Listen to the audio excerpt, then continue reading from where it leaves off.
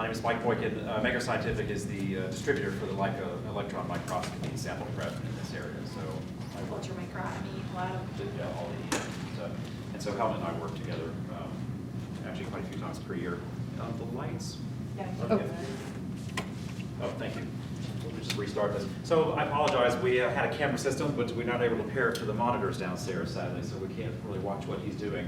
But basically, he's doing this downstairs now. This video, I'm going to back it back up to the beginning.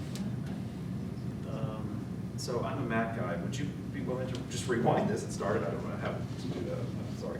Which icon would I push to restart it? No, just play the arrow. Just hit play again? Okay. I hope that wasn't the end. So it's going to begin with the insertion of this copper tube that he's been talking about, which is a 300 or 50 micron or so diameter copper tube, and the sample has been frozen inside of that, and then it's going to go inside of this special holder that we have in the ultramicrotome, and will be then trimmed into a special shape. First of all, how many of you have experience in electron microscopy, any at all, sectioning? Okay, good. So most of you know what's at least the trimming process, and that even for resins, you try to go to a trapezoid or a square. The same is true here in ultramicrotomy. It's just that the dimensions are typically a lot smaller. So basically, clamp together the tube. These are sharp edges of the trimming tool he's been talking about, and now we're facing just the front face of this copper tube off. You see it has an internal diameter, and so this dark, nearly black area, that's the actual frozen sample. So he's going to move the trimming tool to the right, so we're trimming on the left-hand side of that trimming tool and kind of making the what's called facet that goes back away from the face. So you face off, and then just do all four of these sides, and then it's got two parallel sides, which we're rotating around. So the sample is here. Oops, is that it? Okay, well, short video. Well, here we go. So what you didn't see then on the video is just like a continuation where he's just doing the other sides and remaining with a pyramid that we will section the front face of this pyramid. So he's doing this downstairs right now. Yeah, we're going to see what else is here. Cutting picture bags. I don't know that we want to see. Oh, why don't we please? Yeah, that's would be the next step. So let's just see what that looks like. Yes. Okay. So here we are. So we have the sort of the. Can you pause it right at the knife edge when it comes around, if you don't mind? Okay. So the. You want me to stop? No. Anyway, so this is done by hand, by the way. So and this probably helped with sectioning. It's a very steady hand. But see, mere mortals don't necessarily have a steady hand like that. So he's able to show this in person and say, well, look how easy this is. But when the rest of us sit down onto the instrument, then it's not quite that simple. In fact, sectioning typically, as long as you have taken care to properly trim, actually I should back up. You must have a properly frozen sample first, but then once you're properly frozen, properly trimmed, getting sections is not that hard. Getting them onto this grid, however, is another story entirely. And this is, in my mind, where the technique is won and lost. But I mean, look, this guy's doing all these gymnastics. He's pulled off, he got a beautiful ribbon, it stayed right there on the knife. Then he attaches it on one end and flips it over onto the other end and says, voila, here's your grid. Well, okay, you and I are not going to get there anytime soon, frankly. But they have developed an additional tool, which is this double cryo manipulator that we have downstairs, and I think you probably referred to it. I missed about half the lecture, so I'm not exactly sure what he talked about. But who has this steady of a hand? Raise your hand if your hand is that steady. I mean, mine certainly is not. But if you have this manipulator, then you're able to then turn. You attach the leading edge of the sections or the ribbon to this hair that they have, and then after that's done, that's a little tricky, but not so serious. Then the micromanipulator will just kind of guide the ribbon along, and also the micromanipulator, the other one, will maneuver the grid into place. So this should become, I remember actually personally used this is my first time to see it, but Leica actually sell a micromanipulator for this system with one micromanipulator. And we teach a technique by which we relieve you as the operator from handling the ribbon, but you still have to handle with your hand the grid. And this is still a little bit tricky. But it helps a lot. Just to have one of the two taken care of really helps quite a bit. So if you've got both of them taken care of, I can only imagine that this is really going to make this technique a lot easier to do. I think you probably referred to flatness and how important flat sections are for tomography. It assists a little bit with this as well because, again, there's getting the sections of the ribbon onto the grid, and there's getting the ribbon onto the grid flat.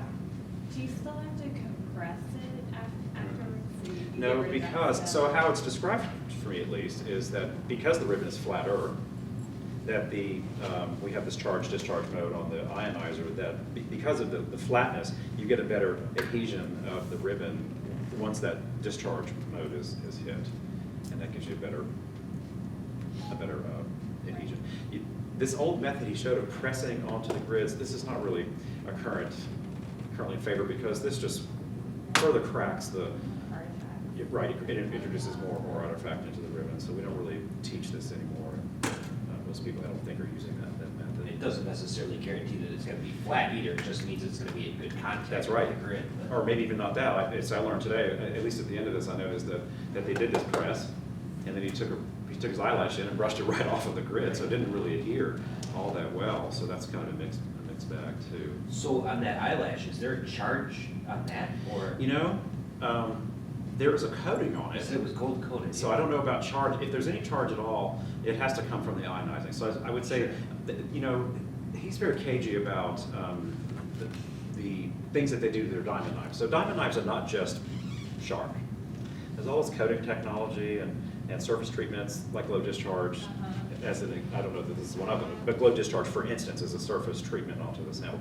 They do a lot of this on their diamond knives, and I wouldn't be at all surprised to learn that this was somehow applied to that probe. Sure. However, the method that I've taught previously and learned from Helmut actually with our manipulator, which had one manipulated piece, we would take a piece of a copper grid, untreated, uncoated, just a regular copper grid, cut a small sliver out of it, like a pie wedge, and then hold that with a forceps.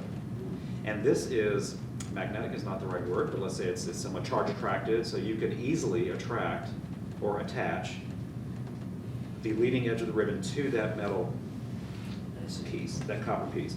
And so this is a gold-coated eyelash. I think he wants the eyelash just because it's a thin probe, and so it's delicate and nice to work with. But I think it's the metal which is acting as this attractive piece for the charge. And once that's attached, it's actually it's kind of remarkable actually how strongly attached that is. And with the manipulator, then you can guide the sections away. You can even pull a little bit on them. I wouldn't say overly hard, but you can still put some tension on the ribbon, which helps flatten it out also. So there's some kind of charge interaction going on, and it's based on this charge-discharge mode on the ionizer. You'll see a little bit of this downstairs as well. There are 2 foot pedals. One puts a general continuous charge onto the sectioning area, and then the other one is what we call discharge. I don't remember if it's positive or negative charge, but it changes the polarity somehow, and then attaches the ribbon to the. Normally it's just ion flood, but It there's is. another It mode. is, but and I don't know what again, we should ask Helmut. He knows exactly what's going on with that. How much time do you have once I don't have a lot of experience with cryo, but how much time do you have once it's on the grid to get it into the holder and then to get the holder to the scope? Okay, so speed is somewhat of the essence, only insofar as the ice contamination is concerned. So you don't really have to rush, except that if you're in a high humidity environment, Jen was asking about this earlier, you have lots of ice crystals floating around inside the chamber, and they can just randomly land on the section, and they look like boulders when you get them into the TEM. And so that's why you want to have a little bit of judiciousness when you're working, because you just don't want to have too many opportunities for this ice contamination to occur. So you're pretty much going one grid into one holder. I think I've seen him put 2 or 3 on one grid, but I would say ideally, yes. Because the sooner you get it into the holder, then the less the chance is that, well, it's covered at that point, and so you lower the chances of getting further ice contamination. And then there's other handling of the grid, downstream. So you then transfer it into the cryotransfer device for the TEM. And this is another opportunity for ice contamination, so you want to minimize these exposures if you can. But I have seen him put more than one, showing off, putting more than one ribbon. What do you think, in your experience, is a realistic learning curve for someone to be, like, I always had it in my mind that to be an expert in cryo, you were looking at a 6-month window. That's probably a reasonable amount of time. I would say if you have experience already doing routine resin sectioning, I don't know that we could pull someone off the street and teach them in 6 months. Uh-huh. If you work with them every day, I guess you could. I mean, if any of you have taken or attended an electron microscopy course, you know, where you were taught this technique, or I mean, each of us learned at some point in our lives. And I mean, I know it took me several months to kind of get the whole thing under my fingertips. But once it got there, then it's kind of Right. okay. If you already have sectioning experience, then you're most of the way there. Really, it's more challenging for sure. But the tools that we've developed over the years are helping a lot. Mm-hmm. I wouldn't call it routine at this point, but, and I don't really have personal experience with this double manipulator, but I have experience with the single manipulator, and I was like, wow, that's gonna be a big difference already. I thought that was a big jump in. This is kind of a unique skill. I mean, it's like, it's comparable to like electrophysiology or something for a PI who, you know, they have a project, they have to think about training a graduate student. There's just a lot of time that goes into being able to do this well, but once you have it, it's a valuable skill, you know, for them to go out into the world. But it's like, how does the university do this? Well, this is the question I think that's on our mind is how. Right, and I'm sure maybe we're having internal discussions about this. I mean, Yeah. I would just tell you that what I see is the best demonstrated practices, and you probably see this yourselves, is that typically a group which is doing this has someone that's dedicated to this technique who does it almost all of the time. Right. And they don't tend to jump in and out of it too much. Right. I mean, they might, but still there are people who are sort of hired for the purpose of, or developed, if they're already there, developed for the purpose of doing that technique. It's kind of a long-term commitment. I mean, It is. you know, I think so too. I don't know that there are that many people who go say, let's do CEMOVIS for Right. 6 months and stop for 4 years, and then, we'll come back and we'll do it again later. Yeah. It's not normally just a little piece of a project. It typically it's tomography, Yeah. which means you have to have, this is how you get your result. Right. Sorry. That might be good. Let me check on the What that food. is. I just updated my software, and the BBC keeps sending me alerts. I can't turn them off. I haven't figured that out yet. So something's happening on the BBC. Okay, so any other questions? Actually, I was looking at you. You know, so her question about how this is done. I mean, because you've done a lot of it. Well, I don't know CEMOVIS so much, but you're very experienced in cryo. I mean, Both high what's your pressure opinion freezing, about? Yeah, okay, so high but pressure not freezing. dry Yeah, you do mostly free substitution. That's a piece of it, by the way. I mean, you know, we're talking about the sectioning, but if that sample's not well frozen, forget it. You're not going anywhere. So doing the high pressure freezing correctly is step one, and then the sectioning is the second step, and then microscope work is the third. So if let's say we don't work with copper tubes and we want to do cryosectioning on these microtrons, what do we? We need an adapter for the freezing hats. Yes. We need a own hats. Yes, which you have. So you have 3 of the, well, we have on site here 2 or 3 pieces that we do. So this is new to us as a company. We've had a lot of people like you. I mean, there are a lot of the older high pressure freezers out there that do not freeze in the tube format. So you and others have pushed us to say, hey, well, look, this is what I have. I need to be able to do this in a planchette. And so the holder is downstairs, and it looks like it looks pretty straightforward. So I don't think there's any issue with that. I think now comes the figuring out the technique of, well, how do we get, once you separate these 2 halves of the hat, there needs to be enough projecting forward that we can trim and section like this. And I just don't know because I haven't done it. It was described for me by our product manager who's responsible for this, that we would take this domed carrier, but then later she said, okay, well, by the way, the backside carrier, I'll show you a diagram of it downstairs. It's also deeper. It's the same diameter roughly as the type A or type B, but it's just a little bit different. Now, you have to be somewhat careful about the fact that the overall volume of sample which fits inside of there is larger, which means that the freezing may not be all the way to the center of this, volume of material. But she says it's nearly certain that the outside is vitreously frozen, which is what you're going after anyway. You need something projecting forward into the chamber that we can trim and section, and we feel pretty confident that that part of it should be vitreously frozen. Well, particularly for working with yeast, it's very forgiving. You freeze yeast, or what is it that you normally are working with? So what Janice was freezing yesterday was yeast, but we do plants mostly. Yeah, which is a little more And we challenging will to. put them in a copper tube many times. So. Yes, copper tube is restrictive in that essentially fluid samples are Yeah. about the only ones that can go in, so.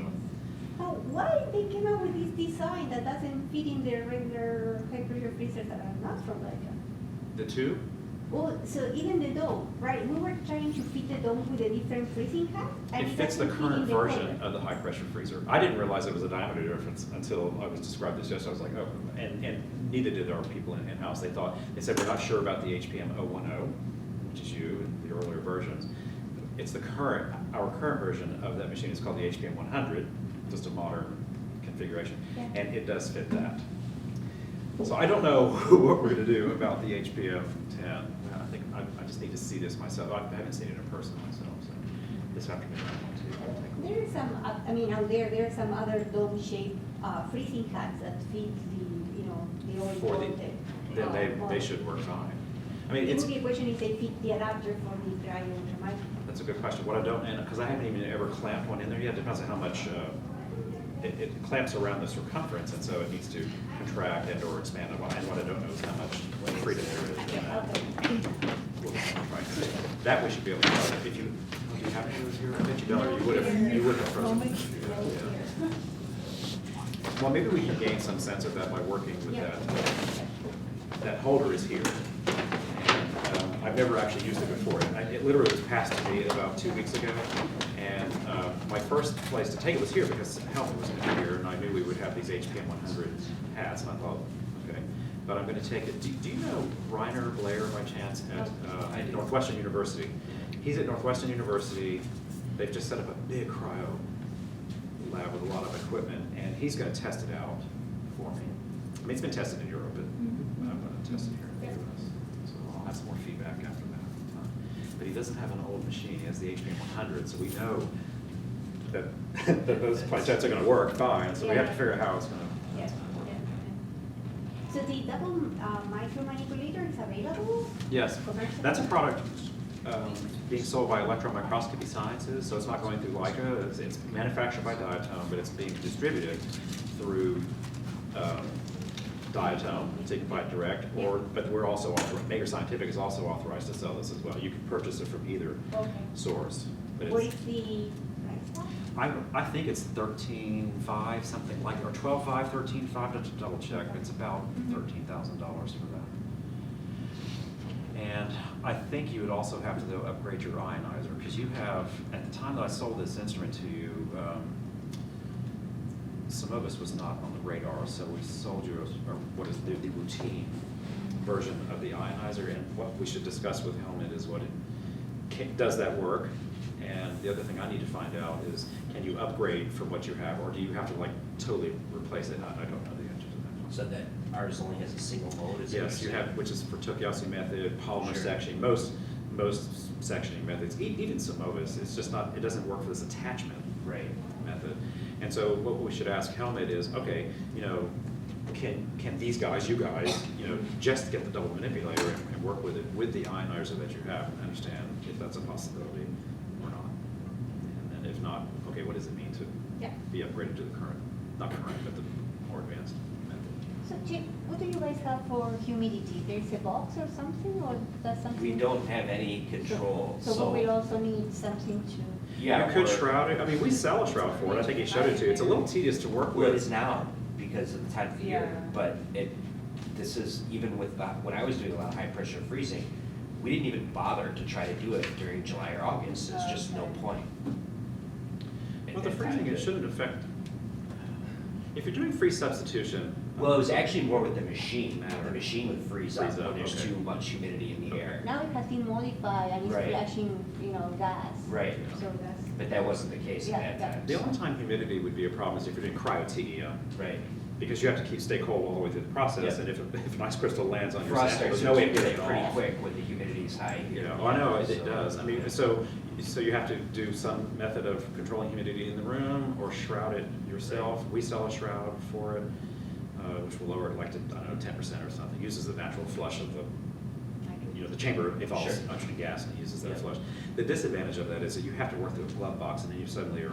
It's even more Especially with this, cumbersome. yeah, it wasn't too bad before the double manipulator.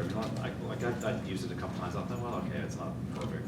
Perfect's not the word, but Yeah. it's not what my first choice would be, but you have to avoid this humidity. But now with the double manipulators, I think the work point is closer to you, and this makes it harder to get Sure. through that glove box.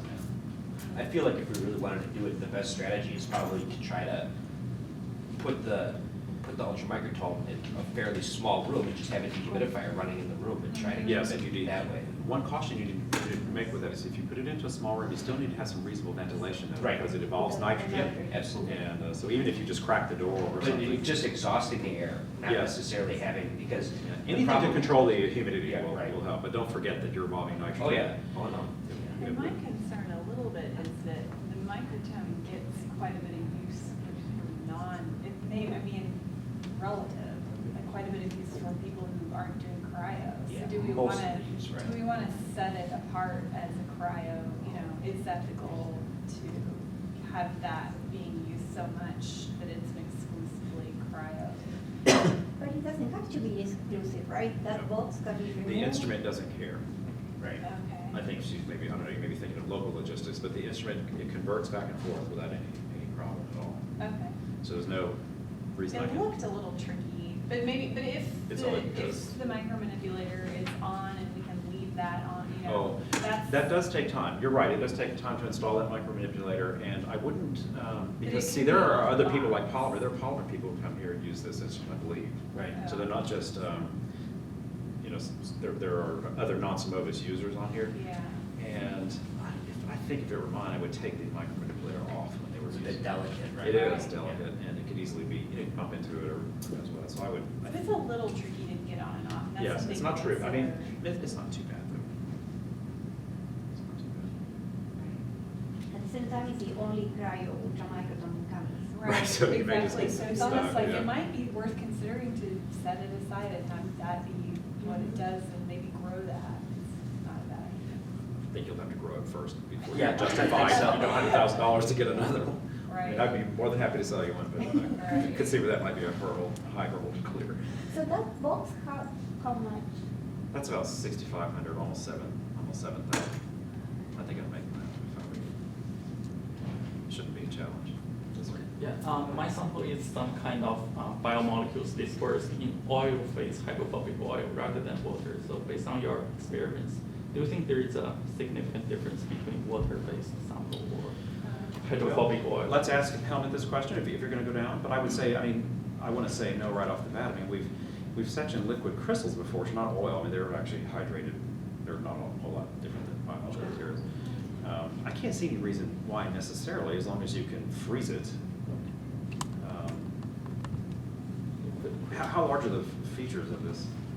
You mean These the- nanoparticles, well, what do you want to characterize it? Oh, actually, I want to characterize, for example, self-assembly of some phospholipids in liquid crystal. And Actually, so how large are these features roughly?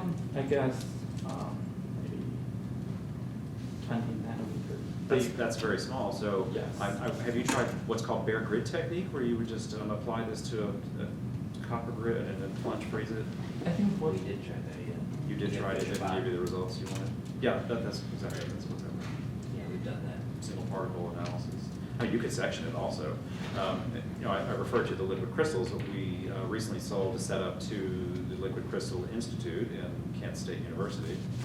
Are you ready? Isn't that where you went? Already? Yeah, Yeah. we had a ribbon over it with the grid under it, ready to be charged onto the grid. Wow. And it's just sitting there waiting for everybody. Waiting for everybody to come enjoy it. Yep. Well, how We can continue the discussion at any time, so how do you want to do that in I lunch? don't and- know, I'm gonna like Look, unpack the food. We're flexible, so, you know. Yeah, so it's the thing where at- you At this kinda point, take it's a all look very at it, ad and hoc. he's just gonna do it Yeah, I again. would say if anybody's got a time constraint. go This is down. not the only I'll ribbon he's gonna game, cut, so so- you Yeah. can see this collected, attach another one, because I'd like to get with you guys That's right a now. copper tube.